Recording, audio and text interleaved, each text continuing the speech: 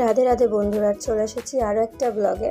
আশা করি তোমরা সবাই খুব ভালো আছো আর আমিও ভালো আছি। তো চলো ঝটপট শুরু করে ফেলি আজকের রেসিপি দই পটল। দই পটলের জন্য প্রথমেই পটল লাগবে। তো পটলগুলো আমি এখানে কেটে নিয়েছি।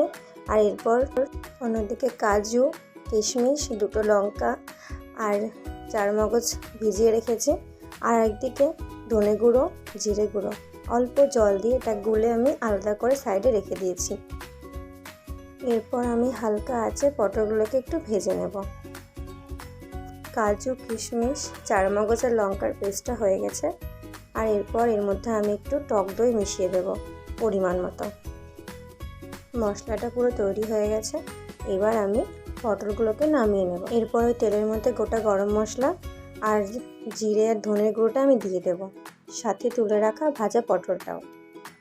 এরপর পরিমাণ মতো লবণ আর হলুদ দিয়ে এটাকে একটু কষতে দেব কিছুক্ষণ। এরপর একটু হালকা জল দিয়ে একটু মশলাটাকে কষে নেব। এরপর আমি দইয়ের পেস্টটা দিয়ে দেবো এর মধ্যে, আর কিছুক্ষণ নাড়াচাড়া করে ব্যাস তৈরি আমাদের দই পটল। আর আমি একটু চিনি খেতে ভালোবাসি, তাই একটু চিনি দিয়ে দিলাম পরিমাণ মতো। তোমরা যদি না খাও না দিও, তবে চিনি দিলে খেতে কিন্তু ভালো লাগে। তো চলো, আজকে আমার দই পটল রেসিপি তৈরি হয়ে গেছে। তোমরা বলো কেমন লাগছে।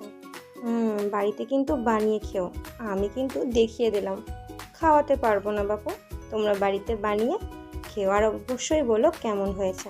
ততক্ষণের জন্য ভালো থেকো সবাই। টাটা। আজকের ব্লগটা এখানেই রইল। দেখা হবে আবার অন্য কোনো ব্লগে অন্য কোনো সময়। রাধে রাধে।